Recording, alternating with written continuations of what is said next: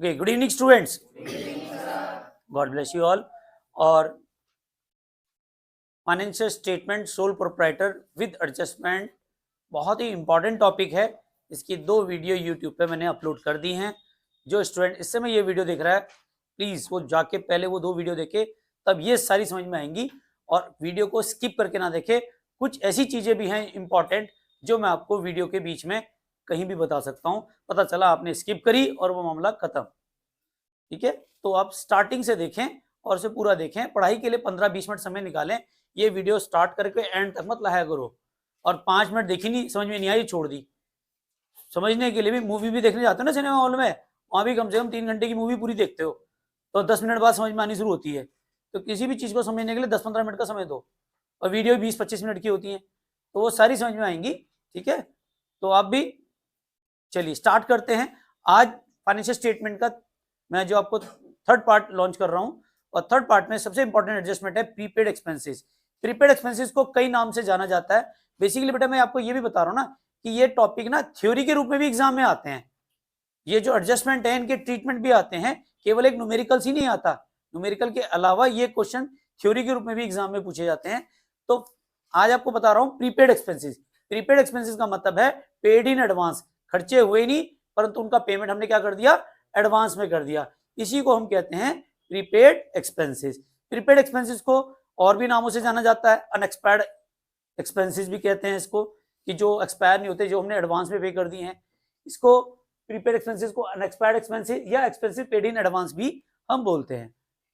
These are the expenses which have been paid in advance for the next year during the accounting year, during the current year। इसको कहते हैं हम prepaid expenses.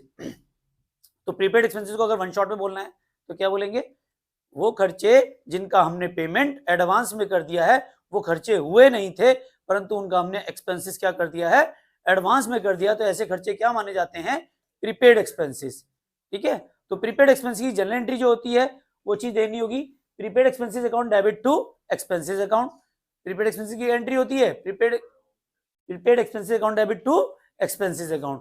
Basically क्या होता है, खर्चा हुआ नहीं है और हमने एक्सपेंसेस को डेबिट कर दिया, तो खत्म करने के लिए उसे क्या करना पड़ता है, क्रेडिट करना पड़ता है।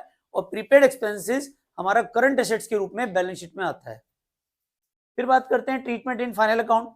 अगर हमने एडवांस खर्चे दे दिए हैं तो एक्सपेंसेस तो हुए नहीं, तो खर्चे में हम क्या करेंगे, इसको माइनस करेंगे। खर्चों में क्या करेंगे, इसको माइनस करेंगे। Prepaid expenses on the hand will be deducted from the concern expenses. जो भी हमारे खर्चे हुए हैं, कंसर्न एक्सपेंसेस हुए हैं, उनमें ये माइनस हो जाएंगे। Debit side of trading account या profit and loss account.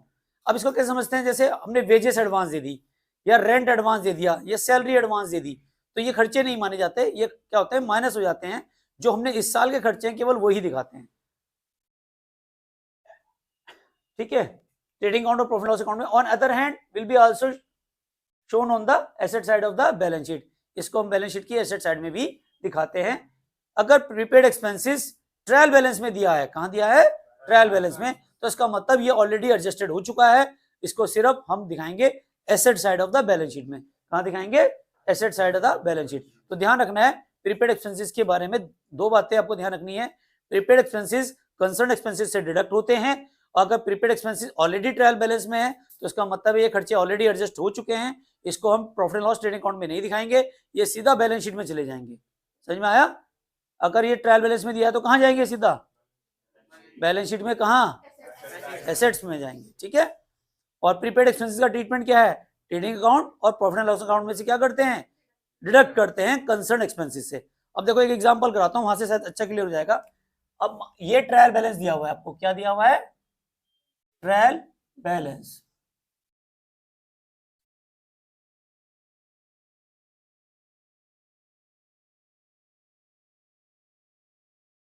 Wages क्या दे रखा है, वेजेस 50,000।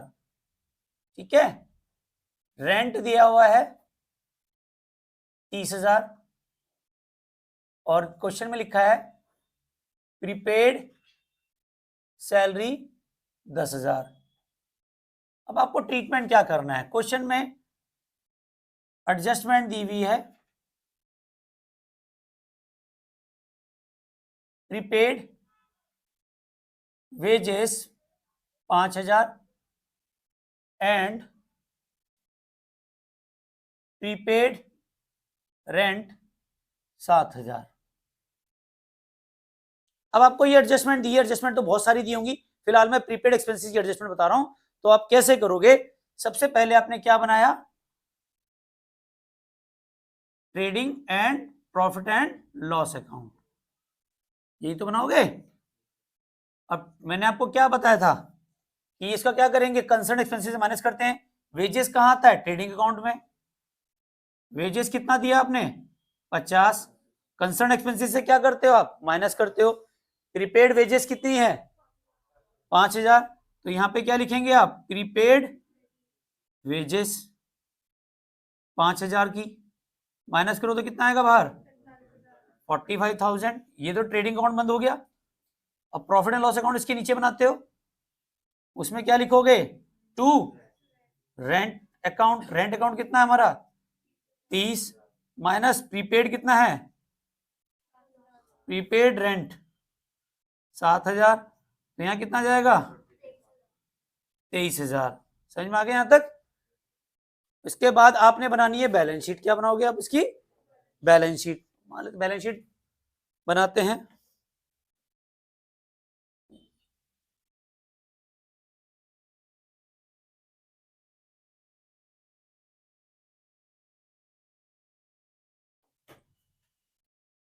और बैलेंस शीट में मैंने कहां बताया था? ये कहां आता है?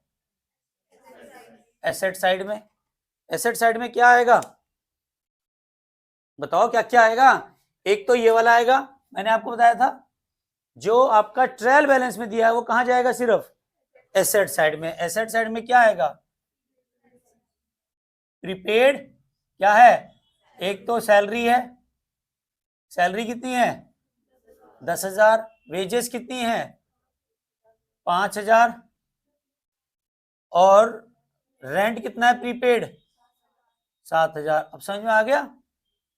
टोटल नहीं दिखाओगे, वो तो टोटल खर्चे हैं, केवल प्रीपेड की बात हो रही है।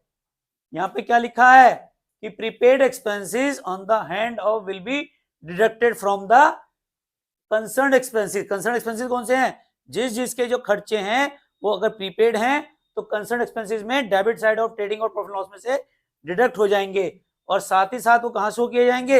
एसेट साइड में। केवल प्रीपेड एक्सपेंसेस शो किए जाएंगे। तो समझ में आया? देखो वेजेस कितनी है? 50। यहां देखो 50,000 है, प्रीपेड कितनी है? 5, तो एक्चुअल वेजेस कितनी हुई? 45। क्लियर हो गया? दूसरा देखो रेंट कितना है? 30।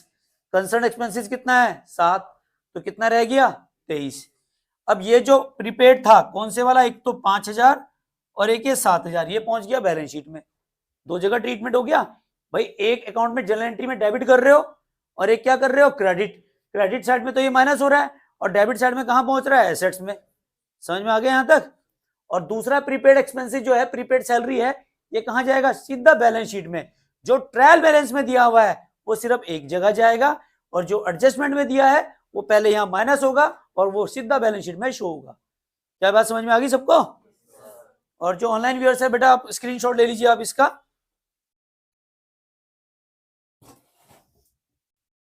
फिर एक और एडजस्टमेंट कराता हूं आपको। तो एक और मिलते हैं वीडियो पे, एक और टॉपिक पढ़ाता हूं, डेप्रिसिएशन। डेप्रिसिएशन आपने वैसे प्रीवियस टॉपिक भी पढ़े हैं और इसकी कई सारी वीडियोस भी मेरी बनी है और वो भी यूट्यूब पे अपलोड है। और डेप्रिसिएशन में provision for depreciation, disposal account, ये सब चीजें मैंने आपको बहुत अच्छे तरीके से समझाई थी। और डिस्पोजल अकाउंट में बहुत बच्चों को डर भी लगता है, उसको मैंने बताया था, वन शॉट में समझ में आएगा और बहुत ही आसान से बच्चों को समझ में भी आया और बहुत अच्छे व्यूज भी हैं, लाइक्स भी किए हैं लोगों ने, कमेंट्स भी किए, थैंक यू वेरी मच उसके लिए। और आज मैं आपको यही टॉपिक दोबारा पढ़ा रहा हूँ, डेप्रिसिएशन। डेप्रिसिएशन होता क्या है? किसी भी फिक्स एसेट्स की वैल्यू एक टाइम बीतने के साथ से उसकी वैल्यू क्या हो जाती है? डाउन हो जाती है। वो डाउन वैल्यू ही डेप्रिसिएशन मानी जाती है।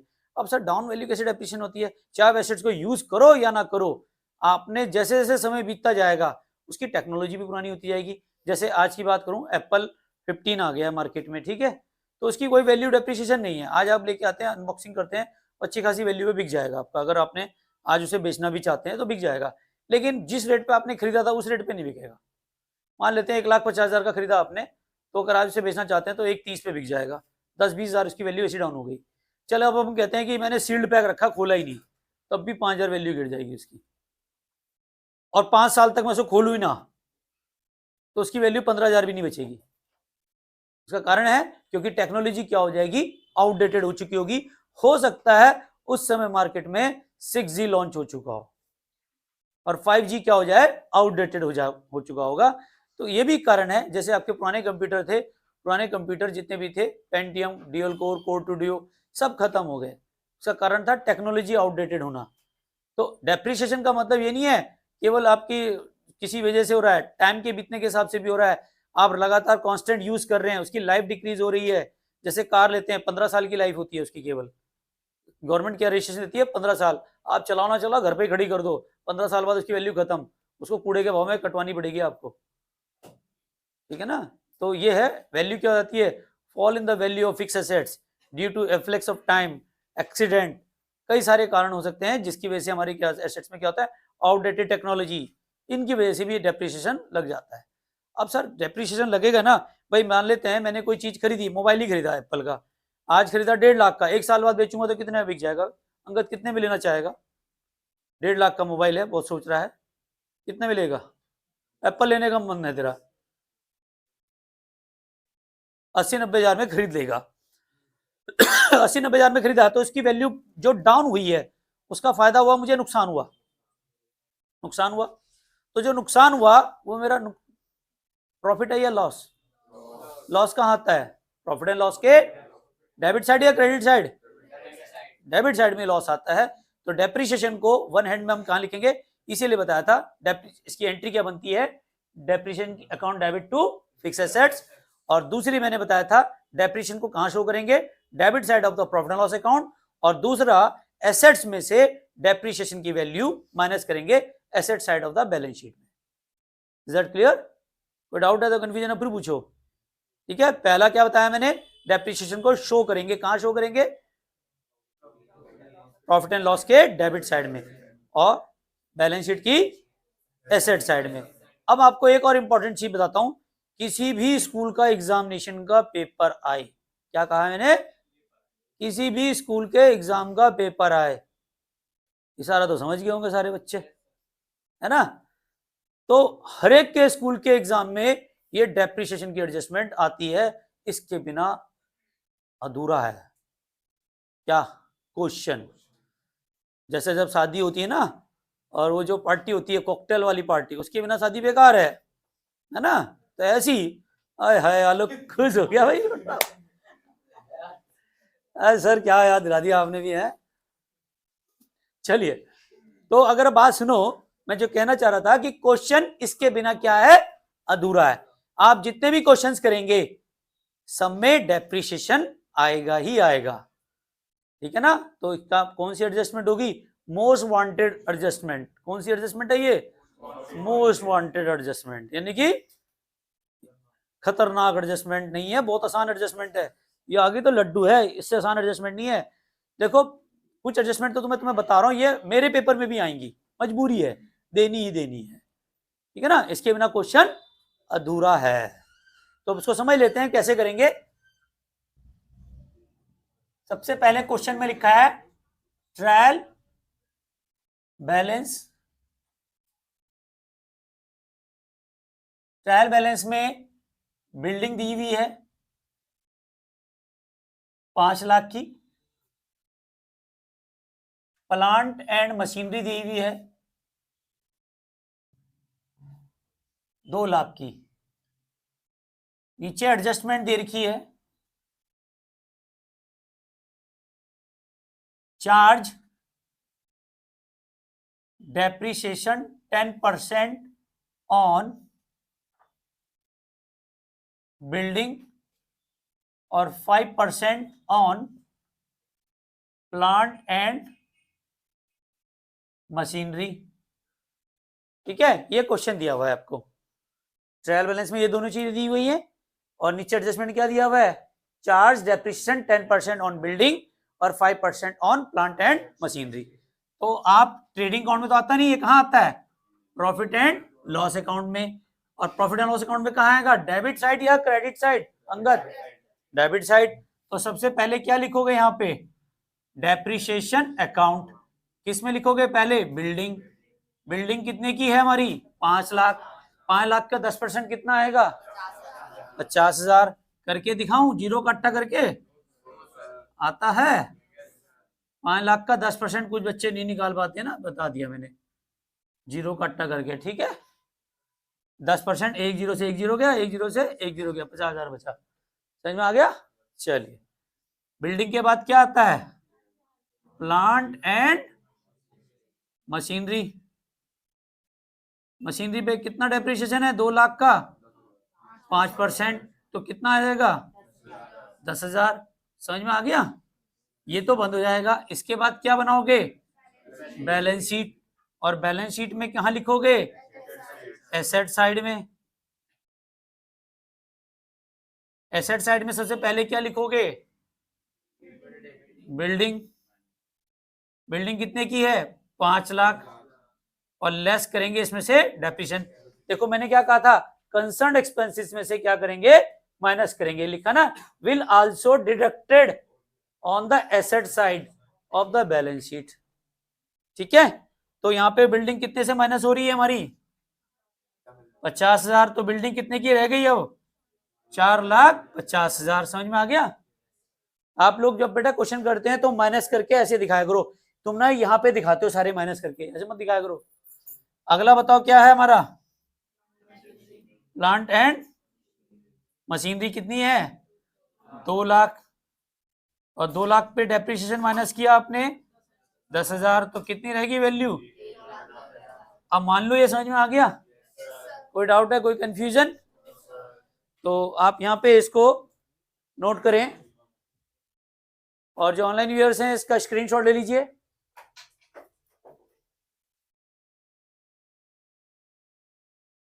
मिलते हैं एक और एडजस्टमेंट में, एक्रूड इनकम बहुत ही इंपॉर्टेंट है। और इनकम कहाँ आती है बताओ सुहानी, पीएनएल में तो आती है इनकम, हमेशा पीएनएल में ही आती है क्रेडिट साइड में। Well done. तो आपको ध्यान रखना है, इनकम जो भी होती है वो ट्रेडिंग अकाउंट में नहीं आती, वो सिर्फ कहाँ आती है, प्रॉफिट एंड लॉस अकाउंट में। ये तो पता चल गया। कौन सी साइड आएगी, क्रेडिट साइड। लॉस आते हैं डेबिट, इनकम आती है क्रेडिट। ये तो क्लियर हो गया। एक्रूड इनकम वो इनकम होती है जो इनकम हमने अर्न तो कर ली है परंतु अभी तक हमें रिसीव नहीं हुई है, ऐसी इनकम क्या होती है, एक्रूड इनकम। वो इनकम जो मैंने कमा ली है परंतु मुझे प्राप्त नहीं हुई है, ऐसी इनकम क्या होती है, एक्रूड इनकम। अब मान लेते हैं मैंने आपको पूरे महीने ट्यूशन पढ़ा दी, तो मैंने फीस अर्न कर ली, लेकिन आप में से कुछ बच्चों ने मुझे फीस नहीं दी, तो वो मेरे लिए क्या हो जाएगी, एक्रूड इनकम। ठीक है ना, ये रियलिटी वाले एग्जांपल है जो जल्दी समझ में आते हैं। अगर मैं कमीशन बोलूंगा तो अद्दों के फॉर्म सर मारेगा। ठीक है ना, तो समझ में आ गया ना। अब ये मेरे हैंड्स की बात कर रहा हूँ क्योंकि मेरे अकाउंट्स बन रहे हैं, तो मेरे अकाउंट में ये हो जाएगी एक्रूड इनकम। वो इनकम मैंने जो अर्न कर ली है परंतु मुझे अभी तक मिली नहीं है। क्लियर है। ऐसी बिजनेस में कई सारी इनकम होती है जो बिजनेसमैन अर्न कर लेता है परंतु मिलता नहीं है उसे। कैसे सर, सबसे अच्छा एग्जांपल देता हूँ, आप बैंक में एफडी कराते हैं तो एफडी का इंटरेस्ट तो 1 साल बाद मिलेगा ना, लेकिन अर्न तो कर लिया ना आपने, हर महीने अर्न करते जाते हो, मिलता आपको एक बार में ही है, वो ईयर एंड में जाके मिलता है। मान लेते हैं मैंने जून में एफडी कराई, तो इंटरेस्ट कब मिलेगा मुझे, जून में तो जाकर मिलेगा, जून में जब 1 साल पूरा होगा तभी तो मिलेगा। लेकिन अकाउंट क्लोज कब हो रहे हैं, 31 मार्च, तो 31 मार्च तक भी तो मैंने अर्न कर लिया है परंतु वो मुझे मिला नहीं है। तो मिला नहीं है तो फिर क्या होगा, वो इनकम क्या हो जाएगी, एक्रूड इनकम हो जाएगी। क्लियर है, समझ में आ गई बात। तो अब एक्रूड इनकम क्या होती है, which income earn during the year but not yet received is called accrued income. ठीक है, तो इसको समझते हैं, income earn during the year, current year, but have not been received of the end of the current year, current year तक हमें मिलती नहीं है, तो इस इनकम क्या बन जाती है, एक्रूड इनकम। और जनरल एंट्री क्या करते हैं, accrued income account debit to income account. Entry क्या बनेगी, accrued income account debit to income account. और अब ध्यान रखना है ट्रीटमेंट कैसे करेंगे फाइनल अकाउंट में। ट्रेडिंग अकाउंट में तो आती नहीं है, कहाँ आती है, प्रॉफिट एंड लॉस में। तो प्रॉफिट एंड लॉस के क्रेडिट साइड में कंसर्न इनकम में क्या हो जाएगी, ये ऐड हो जाएगी। और बैलेंस शीट में कहाँ आएगी, एसेट साइड में, क्योंकि हमें मिलनी है, अभी मिली नहीं है, तो कहाँ आएगी, एसेट साइड में। अगर ये ट्रायल बैलेंस में दी गई है, इनसाइड द ट्रायल बैलेंस है, तो सिर्फ बैलेंस शीट की एसेट साइड में आएगी और कहीं नहीं आएगी। क्लियर। अब इसको समझते हैं एग्जांपल के रूप में। सबसे पहले दिया हुआ है आपको क्वेश्चन में ट्रायल बैलेंस क्या दिया हुआ है, ट्रायल बैलेंस दिया हुआ है।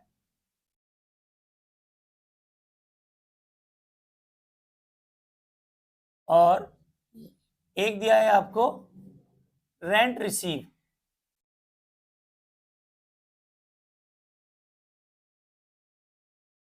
$20,000। और जो आपका है एक्रूड कमीशन दिया हुआ है यहाँ पे 5,000 का। और नीचे एडजस्टमेंट दे रखी है, एडजस्टमेंट मान लेते हैं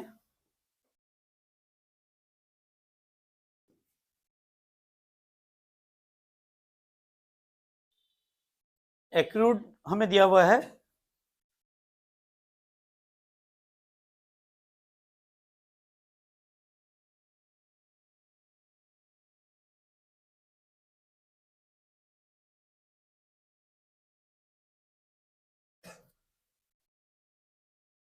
एक्रूड रेंट ₹3,000। ठीक है, तो अब किसको कैसे ट्रीटमेंट करेंगे, पहले बनाएंगे हम प्रॉफिट एंड लॉस अकाउंट। ठीक है, प्रॉफिट एंड लॉस के अकाउंट में कहाँ आती है, क्रेडिट साइड। ये वाली साइड क्या होती है, क्रेडिट। तो सबसे पहले क्या लिखेंगे यहाँ पे, bye rent account. Rent account कितना आएगा, कितना मिला रेंट, 20,000। और एक्रूड रेंट कितना है, तो प्लस करेंगे एक्रूड रेंट कितना, 3,000। तो बाहर कितना जाएगा। और जब बैलेंस शीट बनाएंगे, बैलेंस शीट में एसेट साइड में बताया था मैंने आपको, आता है एसेट साइड में क्या आएगा, एक्रूड रेंट कितना। और एक ये वाला भी तो आएगा जो मैंने बताया था ट्रायल बैलेंस में, इनसाइड द ट्रायल बैलेंस है। अगर इनसाइड द ट्रायल बैलेंस है तो कहां आता है, only asset side of only. तो यहां जाएगा एक्रूड कमीशन।